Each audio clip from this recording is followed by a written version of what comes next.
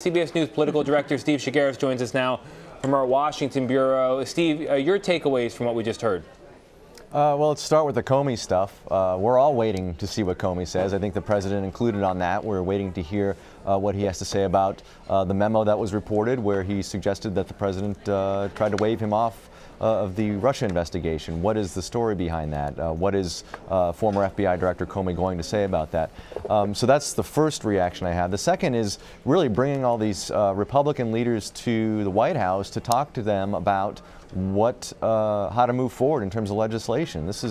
We've seen sort of things move much more slowly than I think the president had promised and would like to see.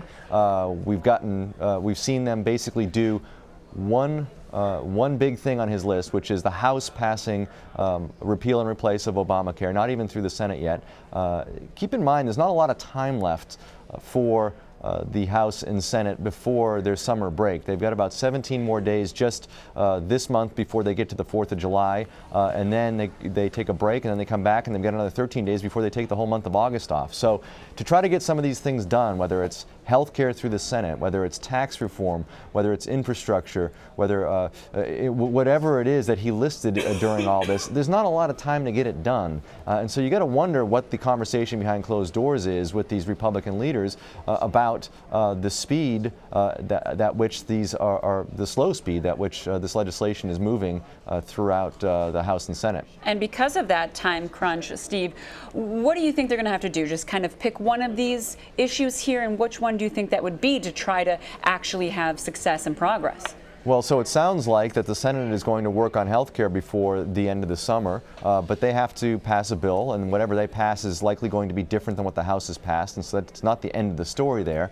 Then, of course, the House and Senate need to get together and reconcile their bills before they can get something to the president. So that's, in and of itself, something that's probably going to take a little more than 17 days for the rest of the month. And then I think you're going to see the House start to work on tax cuts, but again, there's a lot of differences of opinion within the Republican Party on how to move forward on that. So again, the speed of which this stuff is happening is, I think, a lot slower than the president anticipated, than the president promised during the campaign. And again, I'd be interested to hear what the president is saying to these leaders. If he is sort of suggesting, like he did on Twitter, that maybe you got to get everything down to a simple majority to get everything passed through the Senate and get to move things quicker.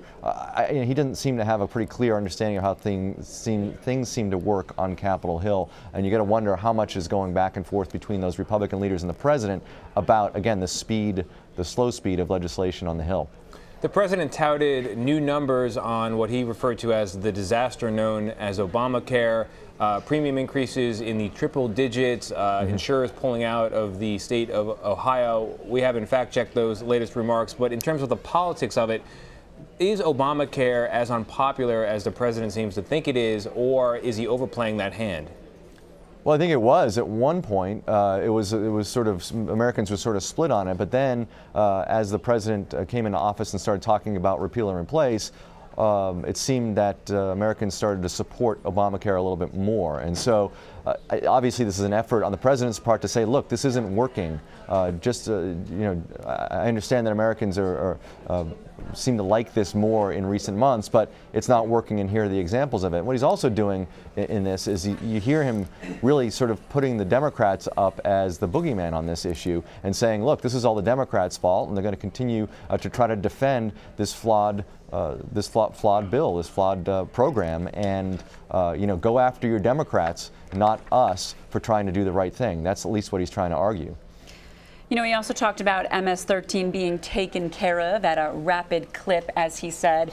And then he also threw in there the wall again. We're hearing that the wall will happen, believe me, he says. Does he really have the backing, though, from GOP leaders there to truly make that wall happen, you think?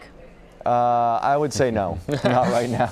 Not right now. And again, we go through the laundry list of things that Congress has to deal with, whether it's health care, whether it's tax cuts, whether it's the budget. These are things that are going to have to be taken care of in the next few months, and I'm not sure that the wall is a priority for many of these folks on Capitol Hill. And then when it's all said and done, if they can get through all that, avoid a shutdown on September 30th, and start to think about other things they want to work on, that's if they do all that stuff. then then they're facing a midterm. And so is the wall, is finding billions and billions of dollars for a wall going to be the priority of Republicans who are likely going to be fighting for the majority next year during the midterms? I tend to doubt that. You never say never, but it doesn't seem like it's going to all of a sudden become a priority for members of Congress. Steve, in the near the end of the meeting, the president referred to his advisor and son-in-law, Jared Kushner, and joked, Jared, you're more famous than I am these days. I can recall the president saying that one other time, and that was in reference to James Comey, who no longer works in the Trump administration or in a public role. Does that bode ill for the wonderkin son-in-law of our president?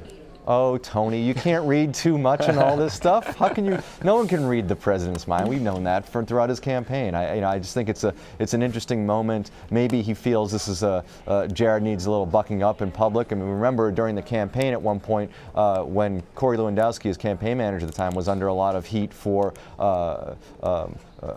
roughing up a reporter. He gave him a shout out specifically on stage after one of his primary victories. And so maybe this is one of those. Maybe a shout out to Jared as he gets a ton of controversial press, or who knows, maybe it's what you think. I don't know. I've given up trying to read the president's mind at this point. Good call, Steve. There was a moment there when it appeared that Jared was going to respond to the president's remark, which would have been one of the first times people have heard Jared's voice publicly. This person who, true. I mean, the internet was waiting on bated breath for the sound of the senior advisor's voice. No. It was not forthcoming, though. Steve Chaggaris, your answers were forthcoming, and we appreciate them. Thank you very much. Thanks.